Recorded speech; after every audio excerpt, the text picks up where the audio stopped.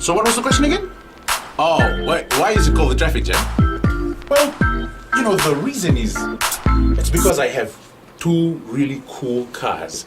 Seriously cool cars. And I love drifting, racing,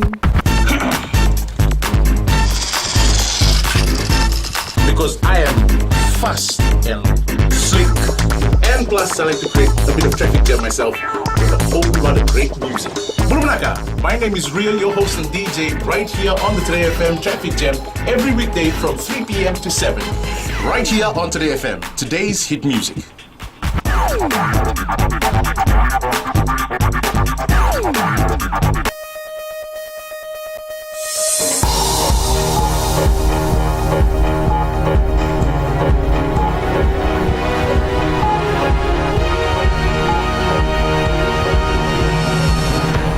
In the news tonight, 2-month deadline for ministries to clarify finances.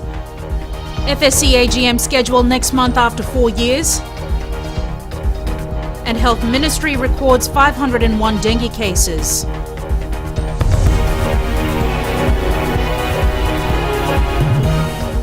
Good evening, I'm Jackie Spate and this is FBC News. The Ministry of Health and the Ministry of Agriculture have been given 2 months to respond to specific questions on issues around procurement of medicines and the recent success rate of agro-based projects. The matters relate to the Auditor General's reports from 2007 to 2009. Ministry officials appeared before the Public Accounts Committee today. Maggie Boyle tells us more. Summoned to explain themselves, the Ministry of Health first to front the Public Accounts Committee. There were a number of recurrent issues in their audited accounts between 2007 to 2009. According to the Auditor General's reports, the Health Ministry wasted close to $3 million on expired drugs. Big issue about procurement of drugs, and the Auditor General has been highlighting this issue for the last 6 or 7 years. While we are satisfied that the Ministry of Health is currently undertaking a re-look at the strategies and re-engineering the way in which they're going to deal with this issue, we still have a lot of questions. Committee Chair Professor Biman Prasad has directed the ministry to provide details of what their current procurement system is, the monetary value of expired drugs from 2010 to 2014, as well as where the drugs were sourced from. For agriculture, the prognosis was almost as dire. The AG reports highlighting a mediocre project success rate of 10%. While the Permanent Secretary Usaya Waimbuta explained their restraints, Prasad says taxpayers are being shortchanged. Obviously, he raised concerns about the lack of resources, both in terms of the budgetary allocation, but also in terms of their capacity and the ability to deliver services to the farmers in this country. And as you heard today from the Auditor General's report, that about 80 to 90% of farmers that are supported by the Ministry of Agriculture don't eventually make it, and that means taxpayers are losing a lot of money. Other issues highlighted for both the ministries include excessive expenditure, from the overpayment of salaries to the payment for incomplete capital works.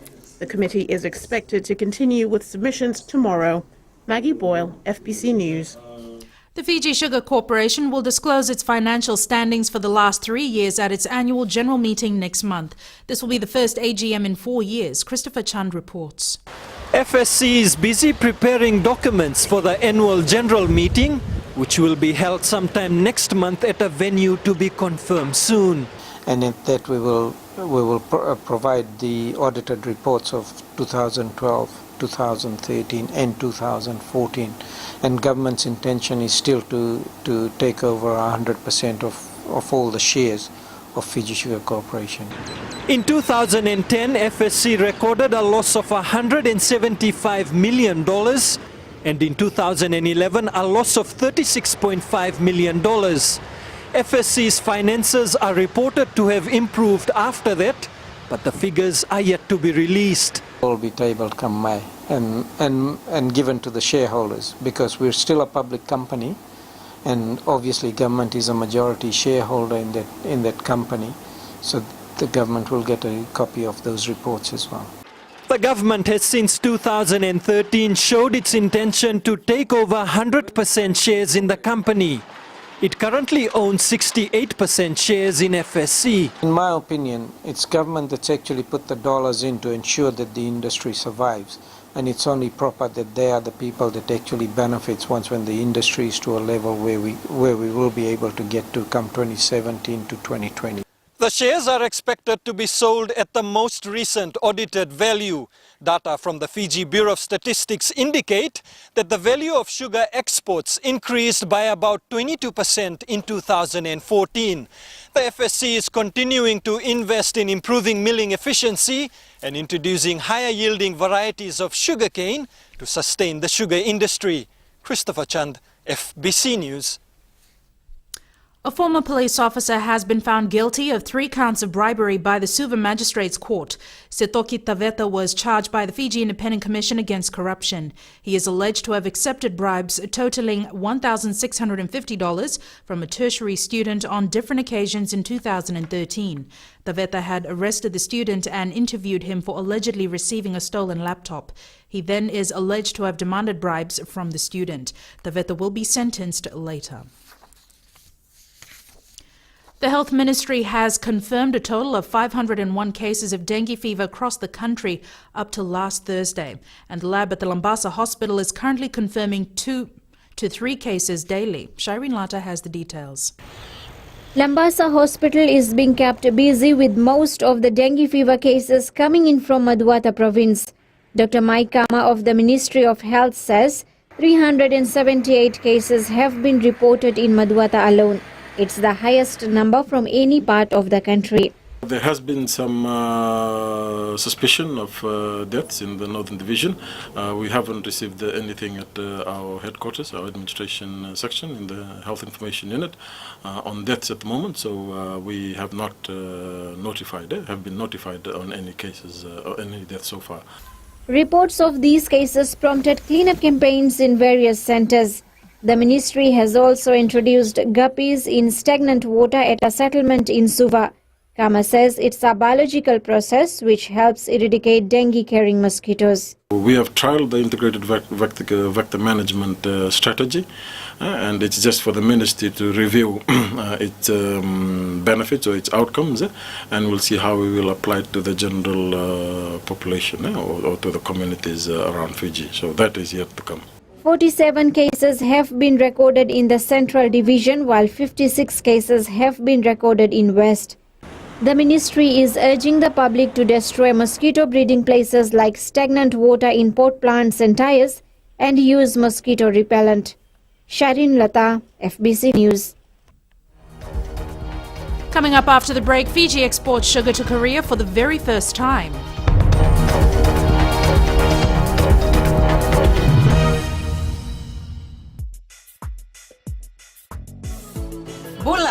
Bula FM nambandua na serena iwan siningona ni batara ni sibiti ko weekend na diwa en na tini na miniti na may bakuriti ora beng grabe na mantang nongo kanda na dapat ko ani rona kaloko en ay kamen den debo ni natay wali ni may dapat ko na wani matakabo kan leb serti ko na biser talio ni na namaka do batit ko may kinen na kenan daw ro di kanamaki Bula binaka Ayo salamilawa do batik kiyawan na batara na wani dio na kaloko moni tiki na barumbuka en ang Bula FM nambandua en na serena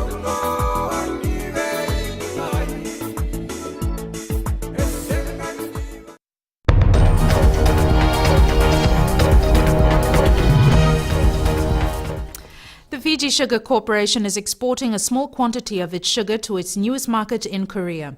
FSC will be shipping close to 8,000 tons of sugar to Korea and 128,000 tons to Tate and Lyle.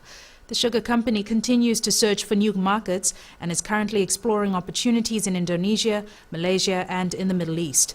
With Fiji sugar quota to the European Union coming to an end in September 2017, Fiji will need to look for attractive markets. Last year we sold them about 66 tons, which they use a part of that for their marketing strategy. And this year they've come back wanting between 7,000 to 8,000 tons from now until August. And if that works out okay, we could see maybe a shipload of 30,000 to 40,000 tons a year going into Korea. The World Health Organization will introduce a new model to tackle non-communicable diseases in the country. The model, called a Package of Essential Non-Communicable Disease Prevention at Primary Care Level, or PEN, is aimed at increasing the level of services offered by health experts. Julie Vatwaliwali has the details. Changes in lifestyle like tobacco use, physical inactivity, unhealthy diet, and the harmful use of alcohol have contributed to the high rates of non-communicable disease. NCDs or chronic disease like diabetes, cancer, and chronic respiratory diseases are the biggest killer. The Health Ministry NCD advisor, Dr. Isimeli Tukano, hopes the new model PEN will greatly assist in the reduction of NCDs. In PEN, when the nurses test you, screen you and say you have an abnormal pressure, you have an abnormal sugar, will push you into that system. And in that system, there will be a dietitian who will talk about your diet. There will be a physiotherapist or somebody who will talk about your exercise, and the nurse will be the educator, plus the doctor. PEN will be rolled out in 80 health centers and the 188 nursing stations. While PEN is expected to help combat NCDs, it has to be complemented with other strategies. Dr. Tukana says there has to be a change in mindset to live a healthy lifestyle. For NCD, if you die prematurely, that means you've been sick for a while, say 15 to 20 years before you die. You have to get sick first before you die. That's the medical thinking. Yeah? And then you combine it. Right, to get sick, your lifestyle has to be hopeless first, which is why we go to the district school. Changing lifestyle, we want to start from children. An important way to reduce NCDs is to focus on lessening the risk factors associated with these diseases, as well as promoting the interventions to prevent and control them. Julie Vatwaluwali, FBC News. The Education Ministry hopes to wrap up its investigation into the circumstances surrounding the death of Jasper Williams High School student Navneeta Devi by Friday. A team from Suva has been in Lautoka since last week, and Education Minister Dr. Mahendra Reddy says they visited the school again yesterday to gather more information. Devi died of self-inflicted burns about a fortnight ago. It's alleged that prior to her death, a teacher confiscated her phone and read her personal text messages to other teachers and students. The teacher has been suspended pending investigation.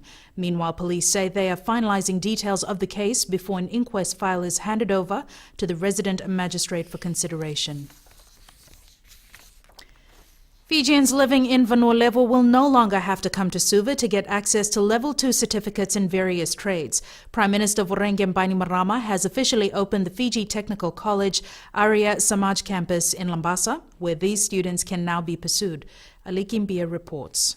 It is these young people who will have another shot furthering their education right at the technical college in their hometown. Prime Minister Vorengem Bainimarama says this is a good opportunity for young people in the north to achieve a viable and sustainable living. To the parents I say, don't just encourage your child to only become a doctor, a lawyer or an engineer. If they show an aptitude or interest in a trade, encourage them to take that path.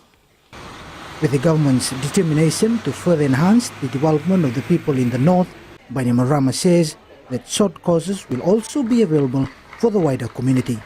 Also urge members of the wider community to consider taking up the short courses that will also be available here in the evenings or on weekends, because these are providing basic skills that will improve your chances of getting a satisfying and well-paying job. The Technical College of Fiji in Lambasa is one of 10 technical colleges that the Education Ministry has earmarked for opening around the country. The colleges will provide more people the opportunity to pursue studies closer to their homes. Ali Kimbia, FBC News.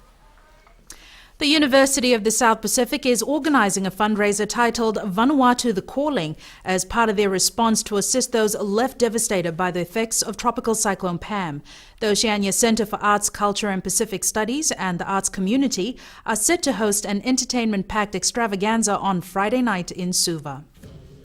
with performances from the likes of the Oceania Dance Theatre, Pacifica Voices Ensemble, USP Graduation Choir, Conservatorium of Music and various artists. The public will be kept entertained.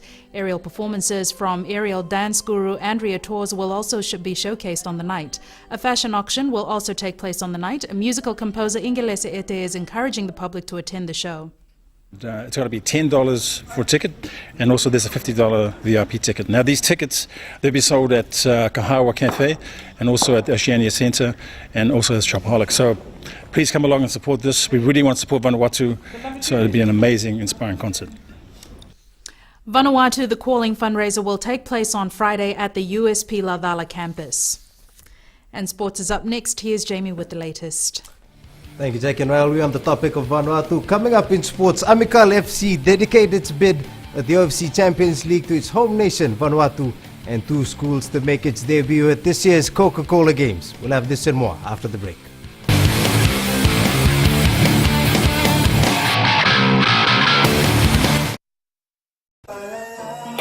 Gold FM, only the classic hits. Beautiful song from the group Firehouse and When I Look Into Your Eyes. Before that, you heard from Smokey Robinson with One Heartbeat. We'll take a short break and join us in the next hour for more music from Seal. Bulabanaga. I'm DJ Tora. Join me every weekdays, 7 until midnight on the Premium Classics. Right here on Gold FM, only the classic hits.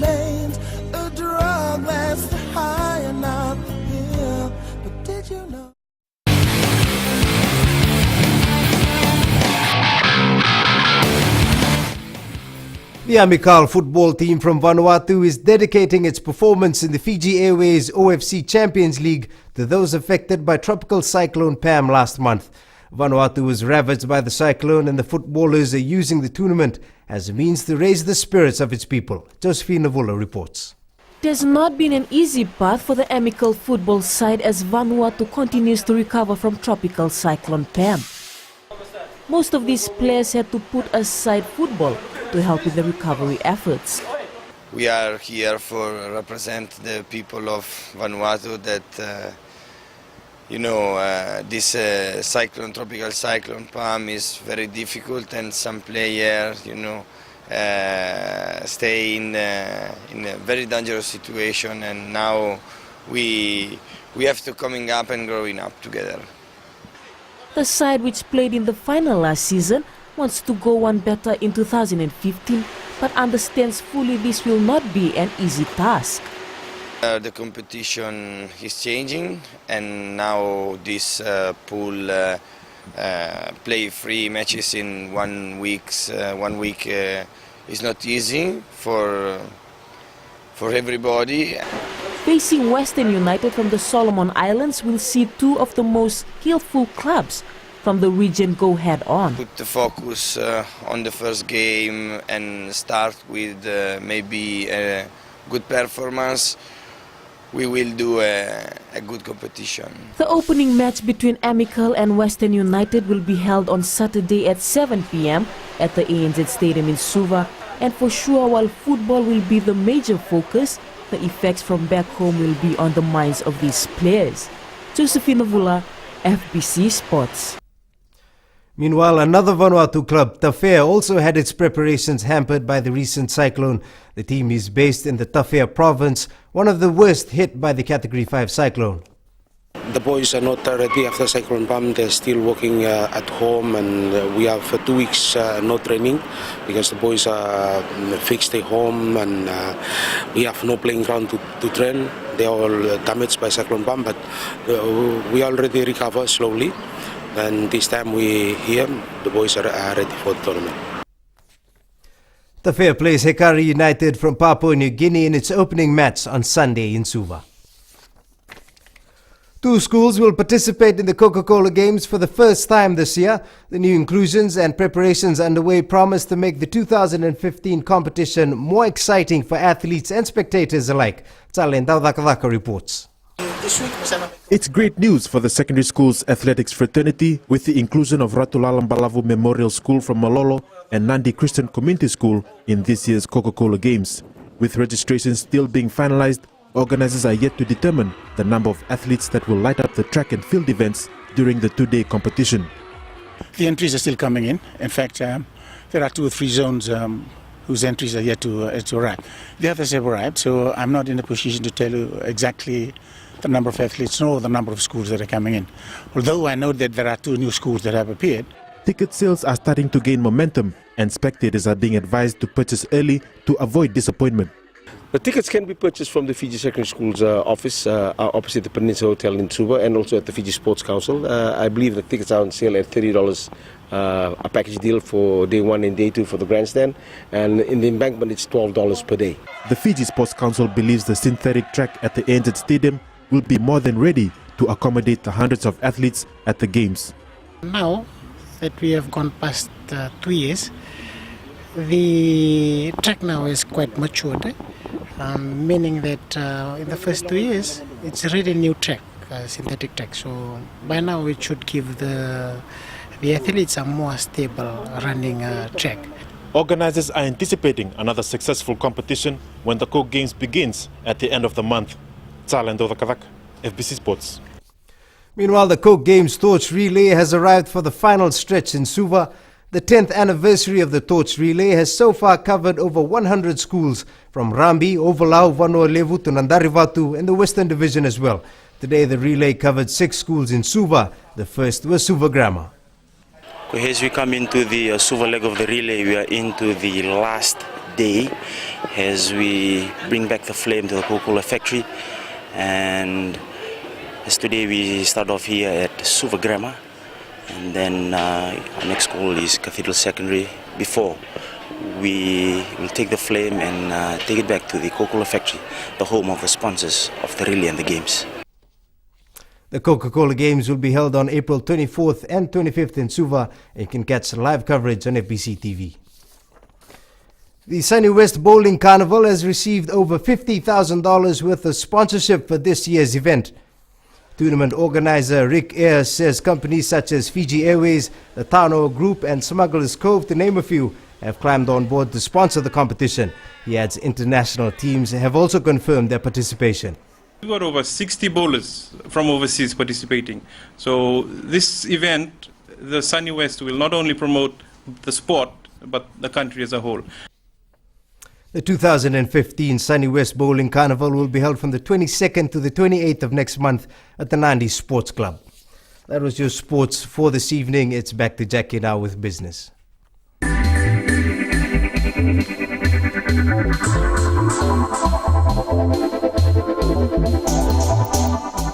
The Ministry for Public Enterprises today received a dividend check from Yangara Pastoral Company Limited of more than $1,048,000. The company made the initial payment of the first $3.3 million to the government as a dividend for the years 2011 to 2012.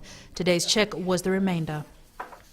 I'd like to commend the great work that the chair and the CEO and the board has done on Yangara Pastoral Company Limited in terms of the financial status. If we look at the years 2011, 2012, the years in question on which we are receiving the dividends, there has been remarkable improvements in terms of revenue. 80% of the revenue was generated through beef sales between 2011 and 2012, with other enterprises being sugarcane and sheep.